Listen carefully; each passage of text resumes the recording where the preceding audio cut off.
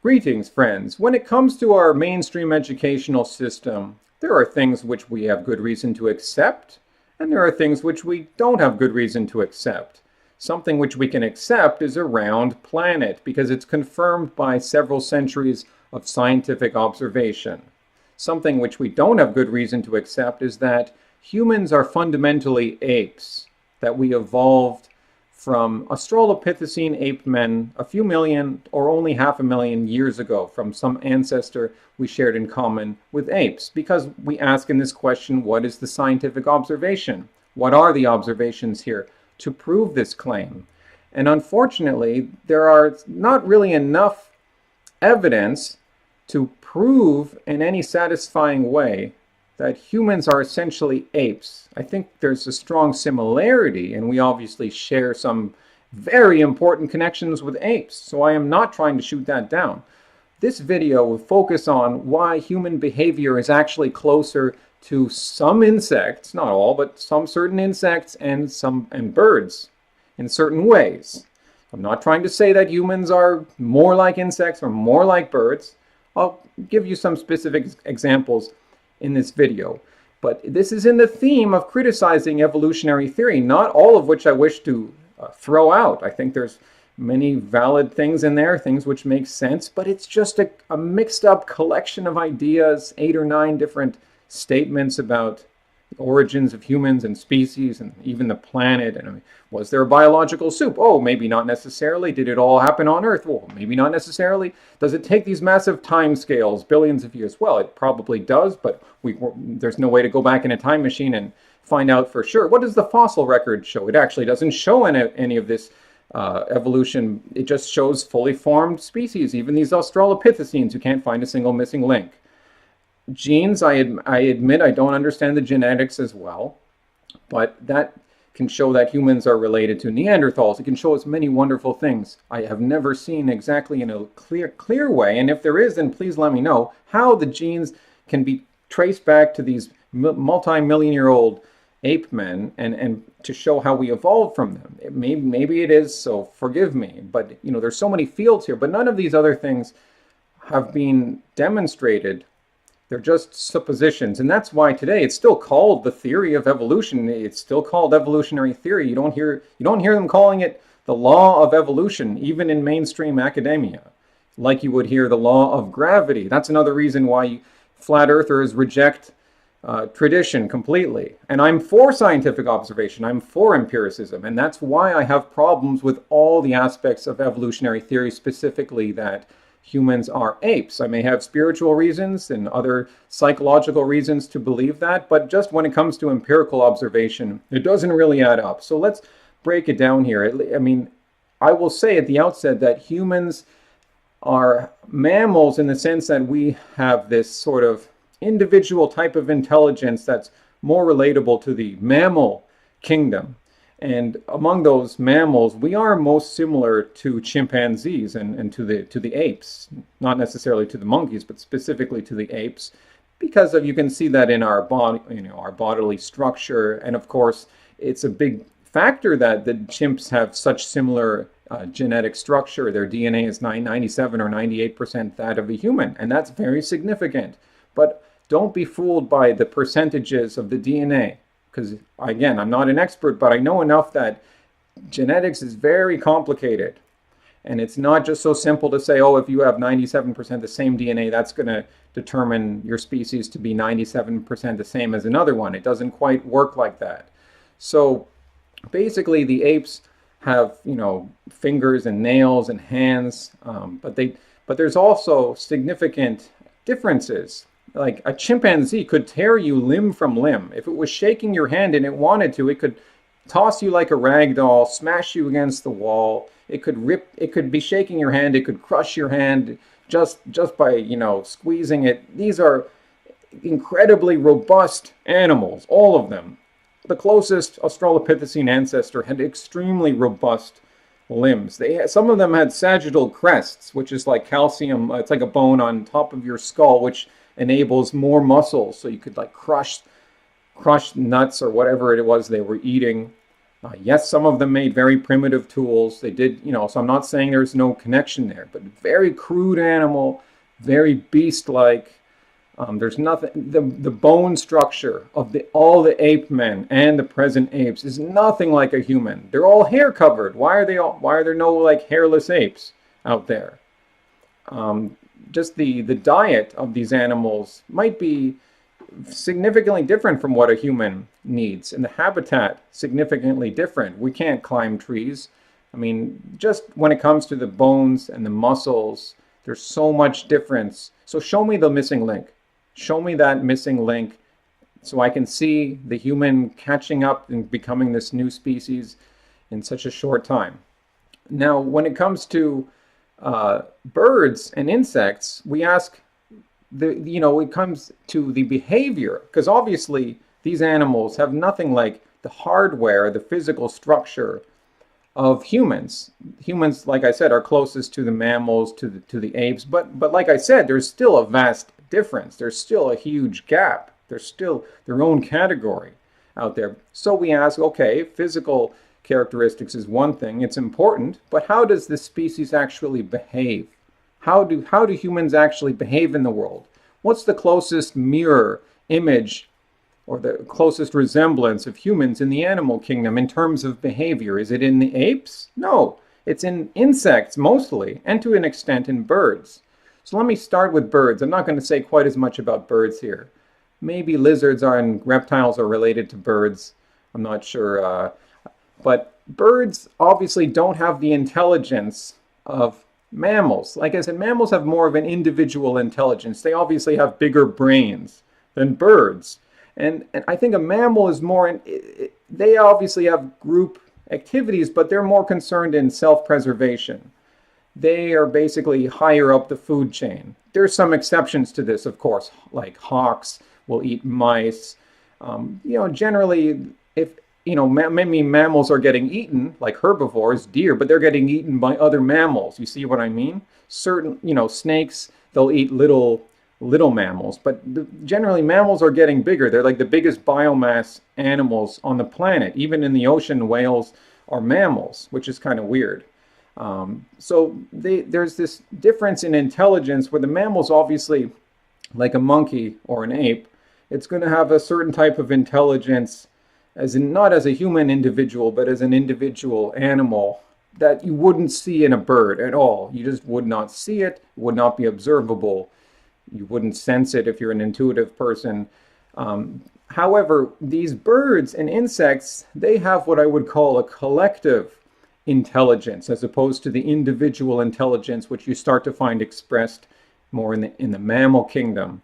Mammals are, if you don't know, mammals are like anything that's supposedly warm-blooded, like not a reptile, not a bird, not a fish, elephants, deer, supposedly people too, that kind of thing. But when it comes to birds and insects, they don't have that sort of individual intelligence, but they have sort of this collective group behavior, and it's seemingly they exceed in communication, because the apes and chimpanzees and gorillas can only grunt or howl. They really have their vocal cords basically suck. They basically don't have good vocal cords compared to a bird, which is weird because they have bigger brains than a bird. But the bird can actually mimic human speech. Not all birds, many birds can mimic that or on their own. I know it's not language, obviously I'm not saying it's language, but it's a much more closer approximation of human language than anything that apes or monkeys can approximate, because of the vocal cords and to an extent because of the patterning of how the birds put together different tones in patterns. Of course, not a language, but it's something a whole step up than what the apes are capable of doing. So basically, birds are our closest relatives. Well, I don't mean genetic relatives, but they're our closest, it's the closest resemblance in the animal kingdom in terms of language is actually birds, not apes, not even close. And birds often have that sort of collective mentality that the flock can move all together. Not all birds, but they just have that sort of psychic unity. I mean, of course, you'll see that in schools of fish, so maybe that's not too important. You'll see that in mammals too. But there is something very aware, there's this awareness of the birds that they have, which is fairly impressive too. Now, I want to focus more of this video on insects, which are gross and disgusting, and it's gross to think that we would have much in common with insects, and obviously physically we don't. Our bodies are warm-blooded, more similar to apes, but obviously with this vast chasm still separating us from the apes and the other mammals. And yet, strangely, in terms of behavior, even more than the birds, because language is one thing. I mean, communication is important.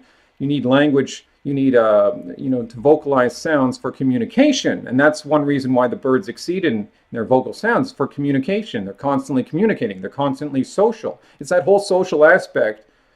You won't find it so developed in apes and monkeys. No, they're social too, of course. But not, I mean, there's just fewer of them. You won't see these huge flocks. There's just fewer apes. There's these huge thousands of numbers of birds which will fly together. And when it comes to insects, we're talking millions of insects cooperating together. So we'll see insects like, let's just start with basically bees. A bee what will it do? It will collect pollen. It will work and cooperate together with hundreds and thousands of other bees to build, basically, it will use its own beeswax to create honeycomb, which becomes a huge complex. And in that complex, manufactures honey from the pollen, which it collects from the flowers in the vicinity. Bees are hierarchical. They have worker bees. They have managers of the hive. They have the other bees who go out and collect the honey, or who will defend the hive. They have the queen bee. So I guess it's a gynocentric bee civilization. I wonder where gynocentrism came in. Is it insectoid? No, I'm just throwing that out there. But yeah, the bees have this remarkable little city going on that you wouldn't see anything like that in apes or monkeys. I mean, apes, the best thing a chimp has done is maybe used a stick to poke a termite mound and found that it can use... Okay, I'm saying, bees don't use tools either. Well, they kind of use construction materials in a way, but yeah, they don't use tools. But they don't build, apes don't build lean-tos as far as I know. Maybe they've built something. It's a pretty rare example if they have. I've heard of a chimp throwing a stone off of a cliff onto a leopard. So that's kind of like using a tool. But none of the ape behavior goes beyond that. Meanwhile, these bees are building their little city. They're manufacturing honey. They have a division of labor. They're like little capitalists doing their thing. And then they're assaulted by these wasps, which are related to them in their family. And the wasps are like the most highly developed killer type of animal you could imagine, except it's so tiny. If it was bigger, then it would be like the most badass animal on the planet. And the wasps they almost look like little people, to be honest. Sometimes, I mean, I've traveled and I've seen some giant wasps in the world. I've seen wasps which are like practically as big as my hand. Some of these terrible wasps, and it's weird. Some of these wasps, when they get to those dimensions, the torso is elongated, kind of triangular like that. And they're using they kind of look like a praying mantis similar to that. And the head is moving around and it's kind of like praying mantis style. It's a weird sight. It looks like a little person. And I'm just throwing this out there, and not that I know too much about cryptozoology, but if you take, if you just dismiss fairies, that's one thing. But if you actually look into the issue on the internet, it seems a lot of the images you find of supposed fairies, I mean, they're all dead if they've been photographed, and they could be fakes. But I don't know why, but they all look insectoid. They look dark. They look half insectoid, half humanoid-looking creature. And that's another reason why I think, what is the significance of the insectoid family? Was there some application used in creating humans? But I'm getting ahead of myself here. I'm showing too many cards. But, they don't, the wasps will manufacture nests too. They will actually eat wood and chew it into pulp and mix it sometimes with mud. And basically it's like paper. It's like when you see the wasp nest, it's called paper. Like they actually manufacture paper and build their own nest. They're like these little people, but they're evil. They're demonic. The bees are like they're the angelic vibration. They're very positive. They're good for the planet. The wasps are bad. They're demonic. No, the wasps are good too, actually. In horticulture, they'll kill all the pests. But obviously, there's something very vicious about the wasp. It's a very dangerous animal. And I saw a giant wasp. You know, some of these wasps, they live underground. They're solitary. They'll dig nests. They'll dig holes into the ground, and they'll go hunting for even a tarantula. And I saw a giant wasp dragging a tarantula into its lair. It had stung the tarantula. The tarantula was about as big as the wasp. This was in the mountains of Peru. So I'm sure you would see that in other parts of the world. It's just a highly, highly advanced killing machine. It's just unimpressive because it's so small. But this thing it's got its own intelligence. I mean, bugs don't have brains. I know they don't have brains. But there's some sort of awareness there that you sort of, I don't know, it's sensible sometimes. And then we have ants. Again, ant is in the same family as all these other animals. It's closer to a wasp, but you know, some ants even have wings. It's the same idea. They communicate. They work in these giant cities. They form these files. They're constantly dividing their labor. They have different classifications, and some, of course, they build things all the time. They build things even more than bees do, because bees build their honeycomb, and that's great. But I mean, ants or termites as well, like termites and ants, they build these huge mounds. Some of these mounds in certain parts of the world can be like more than 12 feet tall. It's ridiculous. And then maybe extending underground in these huge system of tunnels. And one of my favorite is the leafcutter ant. The leafcutter ant is so sophisticated that it goes after the certain type of leaf. It probably has a strict screening process, and by the way, they have smaller ants that ride on the leaves that are carried by the bigger ants, you know, and sort of, you know, so they can get a break. And by the way, if there's ever an epidemic, like a fungus, like cordyceps fungus, those ants will be removed. They'll be removed from the colony to prevent it from spreading. So there's sort of, but this is why I say collective intelligence and not individual intelligence. It's like the intelligence resides in some sort of non-physical aura around the insects, and it's vibrating through their DNA and all, but they have no brains, really. I mean, not that I know of. Just some nerves, but you observe this sort of collective behavior. And getting back to the leafcutter ants, so sophisticated because they actually take the leaves underground and they, I guess, chew them up. They do something with them, and then they have them there sort of fermenting, or basically they farm fungus underground based on this chewed up leaf, and then that's what they use to feed their larvae, or that's what they use as a food source. Of course, they're strictly obeying their power structure, and they're basically like farming. These ants are farming. Okay, ants exist in symbiotic relationships with trees. I've seen ants, this type of poisonous ant in the Amazon that lives on this tree, inside the bark of the tree, and then that tree basically, I forget why it does this, but if anyone approaches the tree, the ants will go right after you. But the tree offers it as a habitat, and the ants in turn protect the tree. So it's interesting. They get into these sort of productive relationships with other creatures in the habitat. Think of spiders. Now, I know I've heard that a spider is technically not an insect.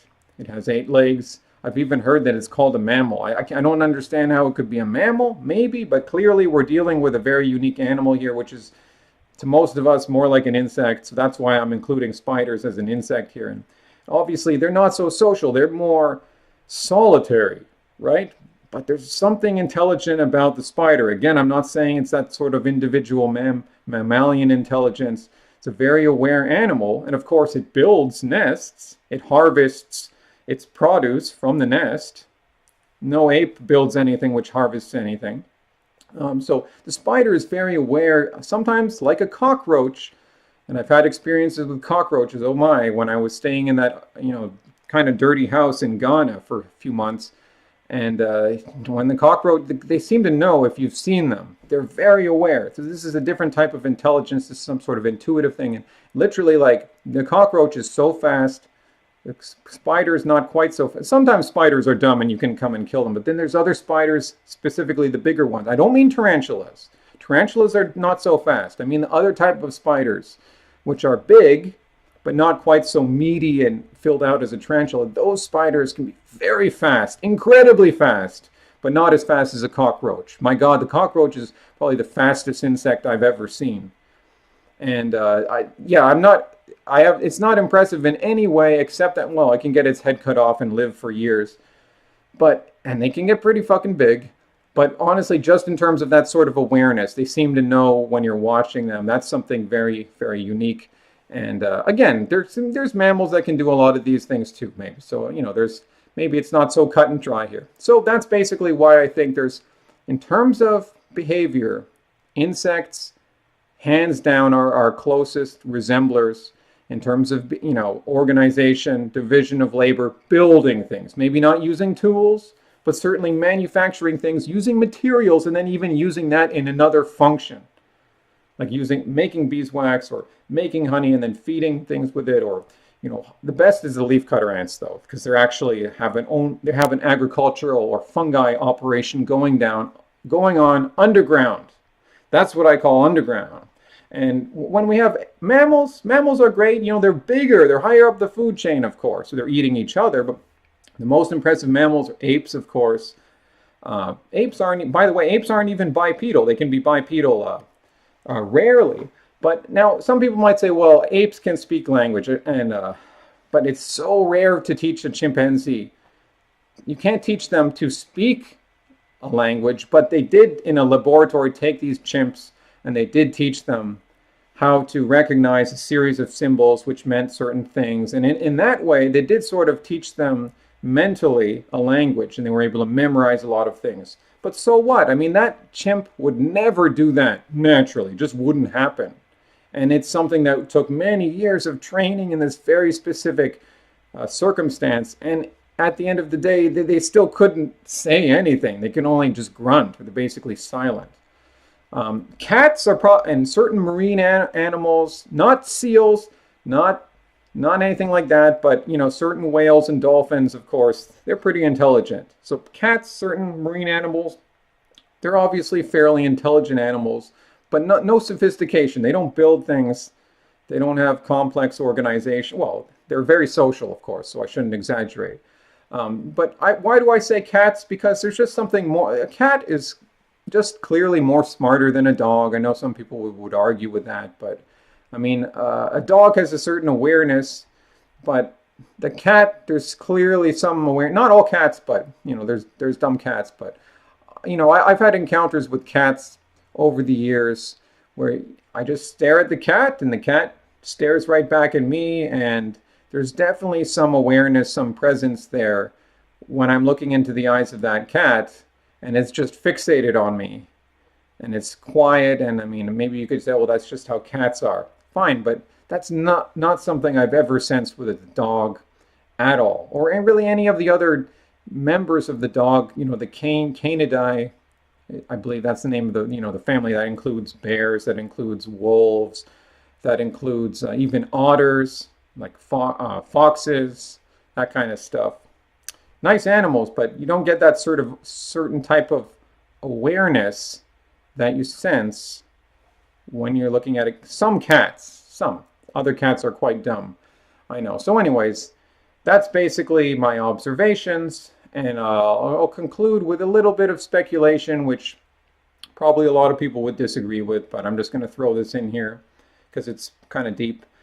But maybe, the humans are somewhat like apes. We have this ape sort of similar ape body in some ways, but we didn't exactly evolve in random processes. There may have been some creation or several creation instances or events, and basically think of it in terms of applications or hardware. I don't know, specifically in genes to some extent, but the creators, whoever they were, who built this round planet and who seeded the planet and allowed life to come here, or created the life, they had a particular idea for humans to be at a maybe more or less high up on the top of the food chain, but not exactly, because then they would just give us the body of a lion. They would just give us something like that, a bear or a lion. Why not that? That's on the top of the food chain. But no, because we have to have a civilization. We have to be able to manipulate things, so we'll need hands, we'll need legs. So the body of the ape and the fact that the apes existed in the trees was obviously the best hardware to use to build the human. But the apes on their own, they don't get into that level of sophistication. Yes, they conduct wars in small groups, usually of some dozens. Yes, they have a hierarchical system, but nothing on the scale of the insects. And they have no language like the birds. So it's almost like certain animals have a certain energy or a certain application, a certain hardware program or software, I don't know. And it was chosen that we would need certain insectoid hardware and certain bird or reptilian hardware, a certain amount mixed in with this mammalian ape hardware in order to make us physically in the body that would be ideal for manipulating things and building things on planet Earth, but with the certain mental patterns that would lead to cooperation and building a civilization, building things using tools, but specifically building structures. Anyways, that's all I have to say for now. Hasta luego, amigos.